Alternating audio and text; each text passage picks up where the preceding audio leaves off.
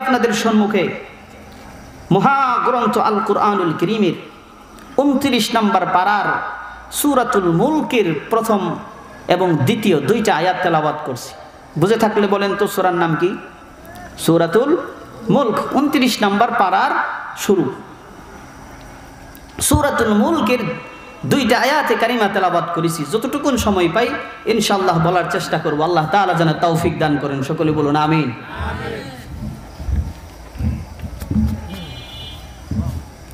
সূরাতুল মুলক এটা এমনই একটা গুরুত্বপূর্ণ সূরা, কোন ব্যক্তি যদি শোনেন একটা মেসেজ দিয়ে যায় আপনাদেরকে, কোন ব্যক্তি যদি প্রতিদিন ইয়াশার নামাজের পরে সূরাতুল মুলক তেলাওয়াত করে, কি সূরা?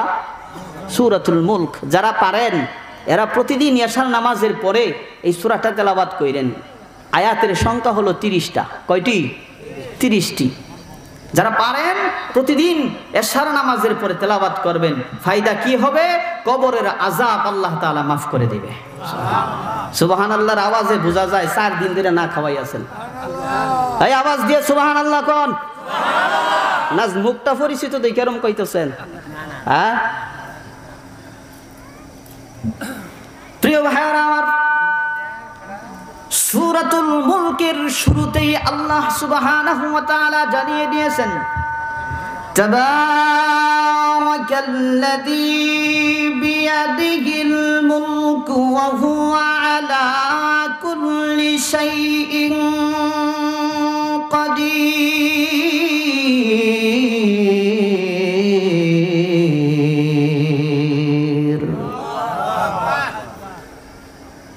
আল্লাহু আকবার। আল্লাহ তাআলার কোরআন যতই শুনি ততই মজা লাগে, ঠিক কিনা বলেন? যতই শুনি ততই মজা লাগে। শুধু মজা না, আরে মিয়া শুধু মজা না, যদি বলতে যাই অনেক কথা বলা লাগে। মুসলমান ভাই, শুধু মজা লাগবে কথা না, প্রত্যেকটা হরফের বিনিময়ে আল্লাহ রাব্বুল আলামিন 10টা করে নেকি বান্দার আমলনামায় দান করে দেয়। কয়টা করে নেকি? 10টা নেকি আল্লাহ তাআলা আমলনামায় দিয়ে দেয়। প্রিয় ভাইরা আমার, শুধু এইখানেই তো শেষ না। আজকে এই কুরআনুল কারীমের ভূমিকা আমাদের মাঝে নাই। তেলাওয়াতের মাত্রা তো একেবারেই কমে গেছে, কারণ স্টার জলসা জি বাংলায় ঘরে ঘরে ঢুকে গেছে। আওয়াজ হয় নাই? স্টার জলসা জি বাংলার আওয়াজ যখন ঘরের ভিতরে ঢুকে গেল, মুসলমান কোরআনের আওয়াজ ঘর থেকে বাহির হওয়া বন্ধ হয়ে গেল। কিন্তু পয়গম্বর আরবি সাল্লাল্লাহু আলাইহি ওয়াসাল্লাম জানিয়ে দিয়েছেন, কোন ঘরে যদি কুরআনুল কারীমের তেলাওয়াত হয়, ওই ঘরটা রব্বি করিম জান্নাতি ঘর বানাইয়া দেয়। যতদিন এই দেহে প্রাণ থাকবে, যতদিন এই দেহে প্রাণ আছে, ততদিন কুরআনুল কারীমের সাথে থাকতে রাজি আছি সবাই? এই হাত তুলে দেখান, রাজি আছি? লিল্লাহে তাকবীর। যতদিন এ দেহে থাকিবে পরাণ, ততদিন গে যাব কোরআনের গান, ঠিক কিনা বলেন? আরে যতদিন এ দেহে থাকিবে পরাণ, ততদিন গে যাব কোরআনের গান। কোরআন হলো আমার রবের দান, জীবন চলার পথে সংবিধান। কোরআনই আমার জীবন মরণ, কোরআনই জানের জান, ততদিন গে যাব কোরআনের গান, ঠিক কিনা বলেন? কেড়ে নিতে চাই যারা কোরআনের মান, রুখে দাঁড়াবো যাতে যাই যাক প্রাণ, ঠিক কিনা? কেড়ে নিতে চাই যারা কোরআনের মান, রুখে দাঁড়াবো যাতে যাই যাক প্রাণ। জানো কি তোমরা পরপারে শহীদের আছে কি সম্মান, ততদিন গে যাব কোরআনের গান, যতদিন দেহে থাকিবে পরাণ, ততদিন গে যাব কোরআনের গান। আমিন বলেন। আল্লাহ তাআলা যেন কোরআনের জন্য আমাদেরকে কবুল করেন, জোরে বলুন আমিন। প্রিয় ভাইরা আমার, সূরাতুল মুলক মনে আছে? এই আয়াতের শুরুতে আল্লাহ তাআলা বলছেন তাবারাকাল্লাযী বিয়াদিহিল মুলক, পূর্ণময় তিনি যার হাতে রাজত্ব। আওয়াজ দিয়া বলেন, রাজত্ব কার হাতে? আসমানের রাজত্ব কার? জমিনের রাজত্ব কার? জান্নাতের রাজত্ব কার? জাহান্নামীর রাজত্ব কার? সমস্ত ক্ষমতার মালিক কে বলেন? ইজ্জতের মালিক কে? সম্মানের মালিক আমার আল্লাহ, ইজ্জতের মালিক আমার আল্লাহ। ও তুইজ্জু মান তাশা ওয়া তুযিল্লু মান তাশা বিয়াদিকাল খায়র ইন্নাকা আলা কুল্লি শাইইন কাদির। মুসলমান ভাইরা রে আমার, সমস্ত ক্ষমতার মালিক হলো আমার আল্লাহ। আমার আল্লাহ তাআলা যদি ইচ্ছা করেন রাস্তার ভিখারিকে ফুলের মালা পরাইয়া সিংহাসনের আসনে বসাইয়া দিতে পারে। আমার আল্লাহ যদি নারাজ হয়ে যায় গো, সিংহাসনের ব্যক্তিটাকে জুতার মালা পরাইয়া রাস্তায় নামিয়ে দিতে পারে। এই ঠিক জুড়ে হয়, জুড়ে বলেন ঠিক।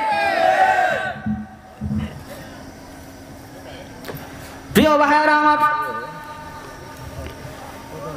সেজন্যই ক্ষমতার মালিক হচ্ছেন আমার আল্লাহ, ইজ্জতের মালিক আমার আল্লাহ, সম্মানের মালিক আমার আল্লাহ, রাজত্বের মালিক আমার আল্লাহ।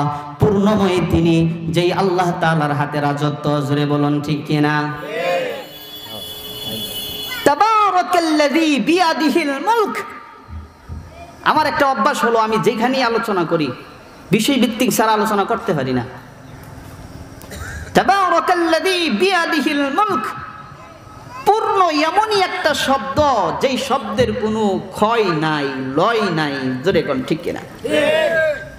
এই পূর্ণ কি তারে বলে যার অর্ধেক আছে অর্ধেক নাই? এই যে এই বস্তুকে কেউ পূর্ণ বলে? আচ্ছা, আজকের এই সামিয়ানা মনে করেন অর্ধেক যদি করতো আর অর্ধেক যদি বাদ দিয়ে থুয়ে দিত, তাহলে কেমন দেখা যাইতো? এটা কি পরিপূর্ণ হইতো? হইতো না। পূর্ণ এমনই একটা শব্দ যার লয় নাই, ক্ষয় নাই, তিনি হচ্ছেন আমার আল্লাহ। সবাই বলেন সুবহানাল্লাহ। মুসলমান ভাইরা রে আমার, একটা বিষয় খেয়াল করে লক্ষ্য করে শুনেন।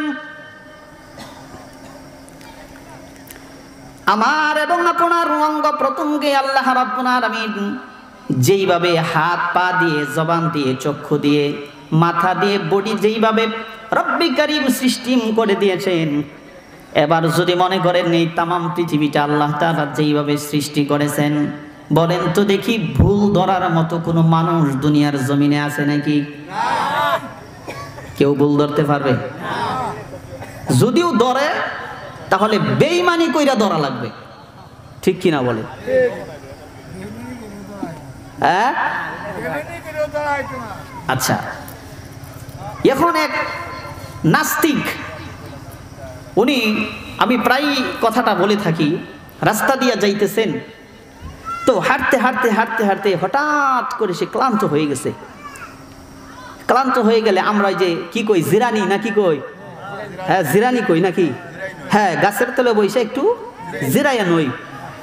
তো বড় এক বট গাছ, এই বট গাছের নিচে গেছে জিরাবার লিগা, যেহেতু শ্যামা, একটু জিরাইয়া নই। আচ্ছা, যারা বট গাছ দেখছেন, বট গাছের যে ফলগুলি এগুলো ছোট না বড়? একেবারে ছোট ছোট, ঠিক কিনা? ওই যে পক্ষীর ডিম আছে না, এই ডিম সিস্টেমের।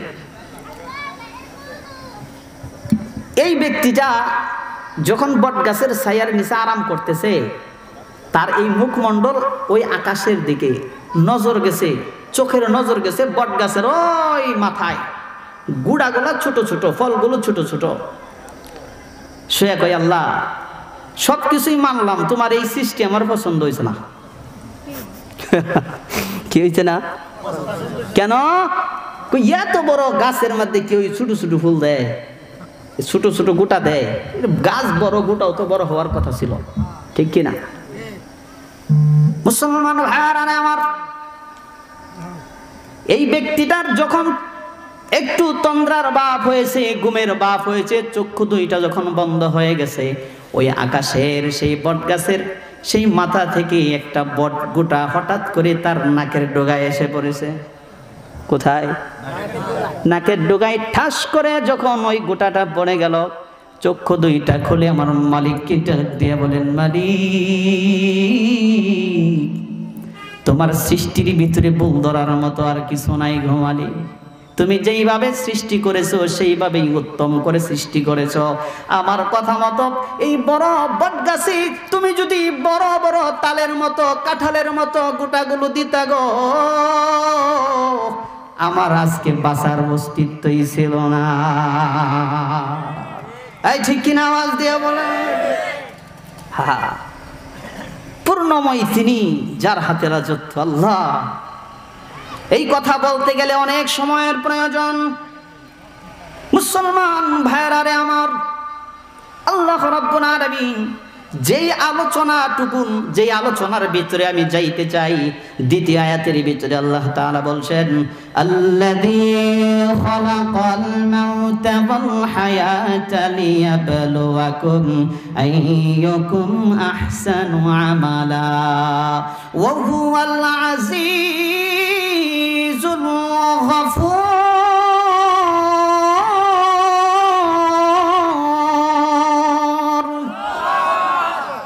আল্লাহ রাব্বুল আলামিন লিয়াবলুয়াকুম আইয়ুকুম আহসানু আমালা। এবার আওয়াজ দিয়ে আমি আপনাদেরকে একটা প্রশ্ন করতে চাই, আওয়াজ দিয়ে উত্তর দিবেন। বলেন তো, আমাদের হায়াতের মালিক কে? আমাদের মৌতের মালিক কে? হায়াত এবং মৌত সৃষ্টি করেছেন কে? মুসলমান ভাইরা আমার, হায়াত এবং মৌতের মালিক আমার আল্লাহ। এটার ভিতরে বিন্দু পরিমাণ সন্দেহ নাই। কোন মানুষ যদি সন্দেহ করে তাহলে সে কাফের হয়ে যাবে। কি হয়ে যাবে? কাফের হয়ে যাবে। কিন্তু আমার কথা বলার বিষয় যেটা হলো, আল্লাহ রাব্বুল আলামিন হায়াত এবং মৌত সৃষ্টি করেছেন, ঠিক কিনা? প্রত্যেকটা মানুষের জিন্দেগিতে তিনটি ভয়াবহ পরিস্থিতি আসবে। জোরে বলেন, কয়টা? সাবজেক্ট হলো এই তিনটাই। আমার যদি পারি করব, না পারলে চলে যাব, বক্তা আসলেই চলে যাব, কারণ আমার আরেক জায়গায় যেতে হবে। প্রিয় ভাইরা আমার, তিনটি ভয়াবহ পরিস্থিতি আসবে প্রত্যেকটা মানুষের জিন্দেগিতে। আওয়াজ দিয়া বলেন, কয়টা? এক নাম্বার হলো মরণ। যেই মরণ থেকে কোনো মানুষ কোনোদিন পলায়ন করতে পারবে? এই আওয়াজ দিয়া বলেন, কুল ইন্নাল মাউতাল্লাযী তাফিররুনা মিনহু ফাইন্নাহু মুলাকীকুম সুম্মা তুরাদ্দুনা ইলা আলিমিল গায়বি ওয়াশ শাহাদাতি ফায়ুনাব্বিউকুম। মরণ এমনই একটা বস্তু গো, মরণ থেকে কোনোদিন কোনো মানুষ পলায়ন করতে পারবে না।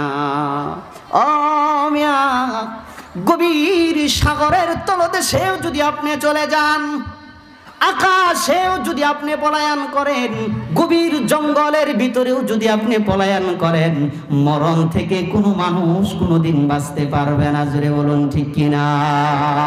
কুল্লু নাফসিন যায়িকাতুল মাউত।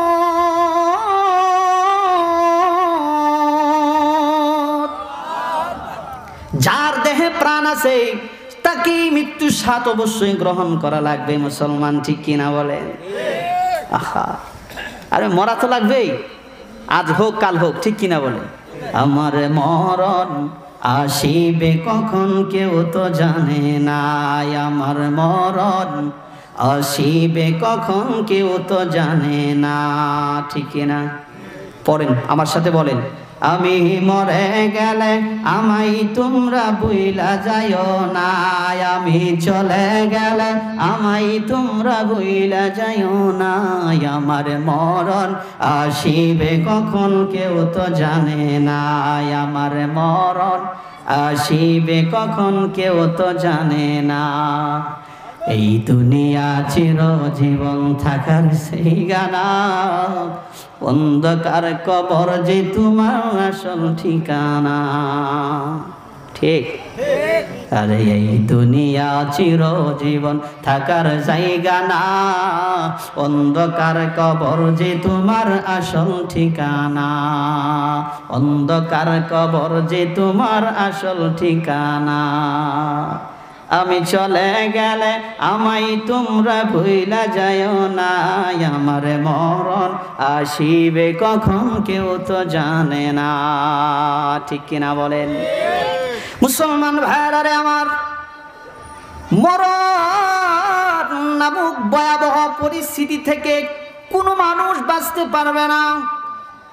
আজ হোক কাল হোক অবশ্যই মরণ নামক ভয়াবহ পরিস্থিতি আমার সম্মুখে হাজির হয়ে যাবে। কিন্তু লক্ষণীয় বিষয় হলো, যেহেতু চলেই যাওয়া লাগবে, এক শ্রেণীর মানুষ, তারা এক শ্রেণীর মুমিন বান্দা দুনিয়া থেকে চলে যাবে গো।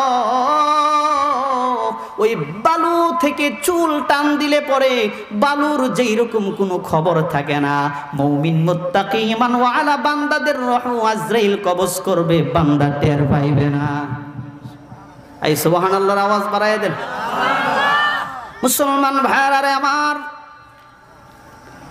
সেই জন্যই আল্লাহ রাব্বুল আলামিন কুরআনুল হাকীমের ভিতরে জানিয়ে দিয়েছেন, এক শ্রেণীর মুমিন বান্দাকে আল্লাহ রাব্বুল আলামিন ডাক দিতে থাকেন, মরণের সময় আসো বান্দা আসো, ইয়া আইয়াতুহান নাফসুল মুতমাইন্না ইরজিই ইলা রাব্বিকি রাদিয়াতাম মারদিয়া ফাদখুলি ফি ইবাদি ওয়াদখুলি জান্নাতি। সুবহানাল্লাহ। এক শ্রেণীর মানুষদেরকে আমার আল্লাহ তাআলা ডাকতে থাকেন, বান্দারে আরে বান্দা মরণের রাস্তা দিয়ে আমার জান্নাতে চলে যা। সুবহানাল্লাহ। মরণের রাস্তা দিয়ে আমার জান্নাতে চলে যা। আরে বান্দা আরে বান্দা আয়। কোন শ্রেণীর মানুষদেরকে ডাকে? ঈমান ওয়ালা মুত্তাকি মুমিন বান্দাদেরকে আল্লাহ তাআলা ডাকতে থাকেন। মুসলমান ভাইরা আমার, মরণ থেকে বাঁচা যাবে? বাঁচা যাবে? কয়টা পরিস্থিতির কথা বলছিলাম? তিনটা। শর্ট করে বলেই দিই, কারণ সময় তো যেহেতু কম। এক নাম্বার হলো মরণ, এক নাম্বার কি? দুই নাম্বার হলো হাসর, দুই নাম্বার হলো কবর। লিল্লাহে তাকবীর, লিল্লাহে তাকবীর। সভাপতি সাহেবের আগমন, সভাপতি সাহেবের আগমন। মাহফিলের পক্ষ থেকে আমি অনুরোধ করব, আমাদের আজকের এই ইসলামী ওয়াজ মাহফিলের সম্মানিত সভাপতি সাহেব বন্ধুবর মাওলানা সাইফুল ইসলাম সাহেব, আমি হযরতকে বলবো ওনার আসনে আইসা বসার জন্য। প্রিয় ভাইরা আমার, এক নাম্বার হলো মরণ। এক নাম্বার কি? মরণ। আলোচনা শুনতেছেন খেয়াল করিয়া? দুই নাম্বার হলো কবর। দুই নাম্বার কি? এক নাম্বার কি? দুই নাম্বার কি? তিন নাম্বার হলো হাসরের ময়দান। এই তিনটা ভয়াবহ পরিস্থিতি প্রত্যেকটা মানুষের ক্ষেত্রে, আমার জিন্দেগিতেও হবে, আপনার জিন্দেগিতেও হবে। জোরে বলুন ঠিক কিনা? এই মরণ কি আমাদের পিছনে না সামনে? এই কথা কন না কে? পিছনে না সামনে? কবর আমাদের পিছনে না সামনে? হাসরের ময়দান আমাদের পিছনে না সামনে? তাহলে কয়টা ভয়াবহ পরিস্থিতি? তিনটি ভয়াবহ পরিস্থিতিতে আমাদেরকে উপস্থিত হওয়া লাগবে। নাম্বার এক হলো মরণ, নাম্বার দুই হলো কবর। বিশ্ব নবী, আখিরি জামানার পয়গম্বর, নবী কুলের সরদার নবী, নবী করিম সাল্লাল্লাহু আলাইহি ওয়াসাল্লাম হাদিসের ভিতরে বলেছেন, আল কবরু রাউজাতুম মিন রিয়াজিল জান্নাহ আও হুফরাতুম মিন হুফারিন নার। কবর কারো জন্য জান্নাতের টুকরা হবে, আবার কারো জন্য জাহান্নামের গর্ত হয়ে যাবে। আমাদের কবরের ঘরটা আমরা জান্নাত বানাইতে চাই না জাহান্নাম বানাইতে চাই? তাই আওয়াজ দিয়া বলেন, ও মিয়া, কবরটারে তুমি যদি জান্নাতের ঘর বানাইতে চাও গো, মসজিদের মিনার থেকে ফজরের সময় আসসালাতু খায়রুম মিনান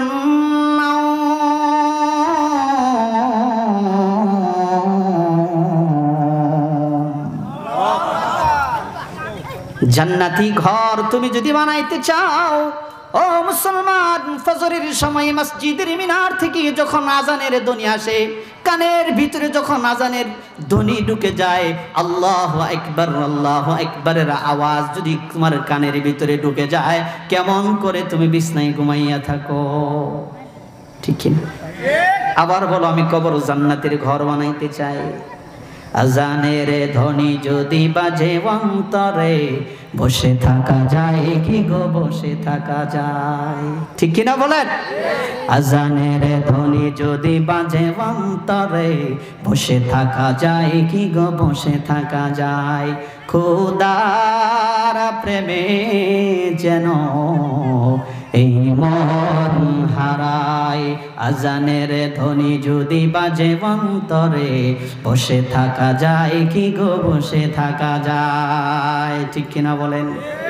মুসলমান ভাইরা আমার, সেই কবরটারে যদি আমরা জান্নাতের বাগান বানাইতে চাই, জান্নাতি ঘর বানাইতে চাই, মসজিদ থেকে যখন আজানের ধ্বনি আসবে, চাষতলে বসে থাকা যাবে, দোকানে বসে থাকা যাবে, ঘরে অযথা সময় নষ্ট করা যাবে, আওয়াজ দিয়া বলেন বাজারে বসে গল্প আড্ডা দেওয়া যাবে, যাবে না। মুমিন মুত্তাকি ইমান ওয়া আলার সবচেয়ে বড় সার্টিফিকেট হলো মুমিন যখন আজানের ধ্বনি কানের ভিতরে আসবে, ঘরে বসে থাকবে না, দোকানে বসে থাকবে না, চায়ের স্টলে বসে থাকবে না, আজানের ধ্বনি আসা মাত্রই নামাজের জন্য মুমিন পেরেশান হয়ে যাবে। আজানের আওয়াজ আসার পরেই সে নামাজের জন্য পেরেশান হয়ে যাবে, আমি নামাজ পড়ব। সুবহানাল্লাহ। মুসলমান ভাইরা আমার, সেই অন্ধকার কবর আমাদের সম্মুখে, ঠিক কিনা বলেন? আল্লাহর নবী সাল্লাল্লাহু আলাইহি সাল্লামের স্ত্রী হযরত খাদিজাতুল কুবরা রাদিয়াল্লাহু তাআলা আনহা এই কবরকে ভয় করেছেন, এমন ভয় করেছেন হযরত খাদিজা রাদিয়াল্লাহু তাআলা আনহা। অনেকেই ঘটনা জানেন, আমি শুধু সংক্ষিপ্ত আকারে আপনাদের সম্মুখে বলতে চাই। মুসলমান, আল্লাহর নবী কুলের সরদার নবী আরবি সাল্লাল্লাহু আলাইহি ওয়াসাল্লাম, তিনি রাষ্ট্রীয় কাজগুলো সেরে বাড়িতে যখন আসতেন, একদিন হযরত খাদিজাতুল কুবরা রাদিয়াল্লাহু তাআলা আনহা রাতের বেলায় ঘরের ভিতরে ঢুকছেন। নবীজি আল্লাহর রাসূল সারাদিন কাজকর্ম করার পরে খাদিজাকে ডাক দিয়া বলেন, খাদিজা রে, খানার জন্য কিছু আছে নাকি? হযরত খাদিজাতুল কুবরা ডাক দিয়া বলেন, রাসূল গো, 2টা খেজুর আপনার জন্য রেখে দিয়েছি, আমাদের বকরি থেকে একটু দুধ দহন করে আপনার জন্য রেখে দিয়েছি। বলেন তো দেখি, সারাদিন না খাওয়া মানুষটার কি 2টা খেজুর আর 1 গ্লাস দুধে পেট ভরেনি? ভাই আওয়াজ দিয়া বলেন। মুসলমান ভাইরা আমার, আল্লাহর নবী কুলের সরদার নবী, দু জাহানের বাদশা নবী রাসূল করিম সাল্লাল্লাহু আলাইহি সাল্লামের সামনে যখন 2টা খেজুর 1 পেয়ালা দুধ যখন আনা হলো, আল্লাহর নবী সাল্লাল্লাহু আলাইহি সাল্লাম 2টা খেজুরের ভিতরে থেকে একটা খাইলেন আর একটা খাদিজাকে দিয়া দিলেন। সুবহানাল্লাহ। এই আওয়াজ দিয়া সুবহানাল্লাহ। খাদিজা বলেন, রাসূল আমি খাইছি, আপনি খান। আমি 2টা খেয়ে 2টা আপনার জন্য রেখে দিয়েছি। রাসূল বলেন, খাদিজা আমি খাবো, তুমি চায়া থাকবা, এটা কি হয়? আল্লাহ রাসূলের বরকতি হাত দিয়া তাকে একটা খেজুর মুখে তুলে দিলেন।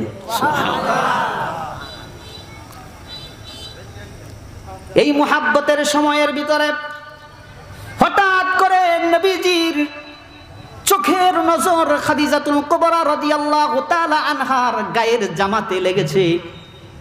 আল্লাহর রাসূল তাকায়া দেখেন, খাদিজা এমন একটা জামা পরিধান করে আছে, পরবর্তীতে যদি সেই জামা ছিঁড়ে যায় সেই জামাতে তালি দেবে এরকম জায়গা বাকি না। এ ভাই কথা শুনতেছেন? আমার মনে তো হয় না। আমি কিন্তু প্রথমেই বলছিলাম আমার ইতিহাসে আমার জীবনের প্রথম এই শ্রোতা নিয়ে আমি ওয়াজ করতেছি। আমার ওয়াজগুলোই থাকে রাইতের 10টা 11টা 12টা। মুসলমান ভাইরা আমার, রাসূলের এই নজর কোথায় গেছে? খাদিজা রাদিয়াল্লাহু তাআলা আনহার জামাতে যখন নজর গিয়েছে, এমন জামা পরিধান করে আছে পরবর্তীতে ছিঁড়ে গেলে তালি দেওয়ার জায়গা। আল্লাহর নবী সাল্লাল্লাহু আলাইহি ওয়াসাল্লাম আশ্চর্য হয়ে গেলেন, এমন একটা জামা তুমি পরিধান করে আছো, জীবনে কোনোদিন আমারে বলো নাই, তোমার শখের কথা কোনো কিছু আমারে বলো নাই, একদিনে তো কইলা না রাসূল গো আমার জন্য একটা জামা আইনেন। খাদিজা ডাক দিয়া বলেন, নবী গো আমি জানি আমার প্রাণের মায়ার নবীর পকেটে টাকা নাই, কেমন করে আমি বলবো রাসূল গো আপনি জামা নিয়ে আইছেন। আজকে স্বামী স্ত্রীর ভিতরে মিল নাই, মোহাব্বত নাই, ভালোবাসা নাই। স্বামী আদর করে একটা জামা কিনে এনেছে, একটা শাড়ি কিনে এনেছে, বিবি তাকায় তাকায় বলে তোমার কাপড় কেনার জন্য ভালোটা কিনো, আর আমারটা কেনার সময় তোমার চোখ বাড়িতে থুইয়া যাও। ঠিক কিনা আওয়াজ দিয়ে মুসলমান ভাইরা আমার, আল্লাহর নবী সাল্লাল্লাহু আলাইহি ওয়াসাল্লাম খাদিজাকে ডাক দিয়া বলেন, খাদিজা রে এত সম্পত্তি নিয়ে তোমারে বিবাহ করলাম, এই সম্পত্তিগুলো আমি কি করলাম জিন্দেগিতে একটা দিন প্রশ্ন করলা না? একটা দিন তুমি কইলা না নবী গো এত অর্থ নিয়ে আপনার সাথে বিবাহ হয়েছে, এই সম্পত্তিগুলো আপনি কি করলেন একটা দিনও প্রশ্ন করলা না? খাদিজা ডাক দিয়া বলেন, প্রাণের স্বামী আমার, আমি জানি আমার সমস্ত সম্পত্তিগুলো আমার প্রাণের রাসূল আল্লাহর রাস্তায় বিলীন করে দিয়েছে। বলতে তো পারত একটা জামার কথা। খাদিজা ডাক দিয়া বলেন, নবী গো দুনিয়ার সুখের আমার দরকার নাই, দুনিয়ার আরামের আমার দরকার নাই, দুনিয়ার আয়েশ আমি চাই না গো নবী। আমার তো ভয় হয় ওই মরণ নামক ভয়াবহ পরিস্থিতি আমার সম্মুখে, আমার তো ভয় হয় গো নবী ওই কবর আমার সম্মুখে, ওই কবরে আমি কিভাবে থাকবো গো নবী। ও গো নবী দুনিয়ার আরামের দরকার আমার নাই, ওই কবরে যদি আমার আল্লাহ আমাকে শান্তি দিয়া দেয় এটাই আমার জন্য যথেষ্ট। জোরে বলুন সুবহানাল্লাহ। সঙ্গে সঙ্গেই খাদিজাতুল কুবরা রাদিয়াল্লাহু তাআলা আনহা রাসূলের ডান হাত মুবারক চেপে ধরেছে আর বলেন, নবী গো ওয়াদা করেন না আমাকে 3টা জিনিস আপনি উপহার দিবেন। কি দিবে? উপহার দিবেন। 1 নাম্বার হলো আল্লাহর রাসূল সাল্লাল্লাহু আলাইহি সাল্লাম ডাক দিয়া বলেন, খাদিজা রে কি চাও, দেওয়ার মতো আমার কাছে কি আছে? খাদিজা ডাক দিয়া বলেন, নবী গো যখন দুনিয়া থেকে আমি বিদায় হয়ে যাব গো নবী, ওই বাজারের দোকানের কাপড় আমার প্রয়োজন নাই, দোকানের কাপড় আমি চাই না গো নবী, আমার জন্য আপনার জুব্বা মুবারকটা কাফনের কাপড় বানাইয়া দিয়েন। খাদিজাতুল কুবরা রাদিয়াল্লাহু তাআলা আনহার এই কথার উপরে আল্লাহ রাসূল যখন রায় দিয়েছেন, খাদিজা ডাক দিয়া বলেন, নবী গো 2য় নাম্বার হলো আপনার বরকতময় হাত দিয়া আমার দেহটা কবরে রাখেন। মুনকার নাকিরের ফেরেশতারা যখন কবরে আসবে গো নবী, ও গো নবী আমাকে দাফন করে মাটিতে রাখার পরে আপনি সাথে সাথে চইলা আইছেন না গো নবী। আল্লাহর নবী ডাক দিয়া বলেন, খাদিজা রে আমার জুব্বা মোবারক তোমার কাফনের কাফর বানাইয়া দিলে তোমার লাভ হবে কি? সুবহানাল্লাহ। কি ফায়দা হবে, কি লাভ হবে? খাদিজা ডাক দিয়া বলেন, নবী গো, জাহান্নামের আগুনের এত বড় শক্তি নাই যে আপনার জুব্বা মোবারক বেদ করে জাহান্নামের আযাব আমার গায়ে লাগবে। সুবহানাল্লাহর আওয়াজ বাড়াইয়া দেন। আগো নবী, শুধু কি তাই না, না আপনার জুব্বা মোবারক যদি আমার গায়ে থাকে গো নবী, মুনকার নেকিরের ফেরেশতারা যখন কবরে আসবে গো নবী, আপনার জুব্বা মোবারক দেখে তারা যেন বুঝতে পারে আমি আপনার দলের লোক। যুবক ভাইরা আমার, আজকে তুমি আর্জেন্টিনার জার্সি পরে বুঝাইতে চাও আমি আর্জেন্টিনার দলের লোক, ব্রাজিলের জার্সি পরে বুঝাইতে চাও আমি নেইমারের লোক, ঠিক কিনা বলে? আওয়ামী লীগের জার্সি পরে বুঝাইতে চাও আমি আওয়ামী লীগের লোক, দানের শীষের জার্সি পরে বুঝাইতে চাও আমি বিএনপির লোক। কিন্তু খাদিজাতুল কুবরা আল্লাহর রাসূলের জুব্বা মোবারক চেয়েছেন, নবী গো একটা জুব্বা দিয়ে দিয়েন কাফনের কাপড় হিসাবে, ফেরেশতারা যেন আয়েশা দেখতে পারে, বুঝতে পারে আমি আপনার দলের লোক। আহা, আজকে দুনিয়াতে তো আমাদের ভরসা মাজারের উপর, গাজার উপর, ঠিক কিনা বলে? তাই আছে না নাই? পীরের উপর ভরসা, মাজারের উপরে ভরসা। এক শ্রেণীর বন্ড লোক তো এমনও আছে, এমন ভাবে কথা বলে, এমন ভাবে কথা বলে যে মাজারই তাদের সবকিছু, ঠিক কিনা? পীরই তাদের সবকিছু। বন্ডরা এরকম ভাবে বলে না? বলে। হ্যাঁ, সাবধান হওয়া লাগবে মুসলমান। বলে মুনকার নেকিরে আসিয়া কবরে জিজ্ঞাসিবে যখন বইলায় অভিযোগ, আমি বলবো দুনিয়ায় ছিলাম খাজা বাবার লোক, ঠিক কিনা বলে?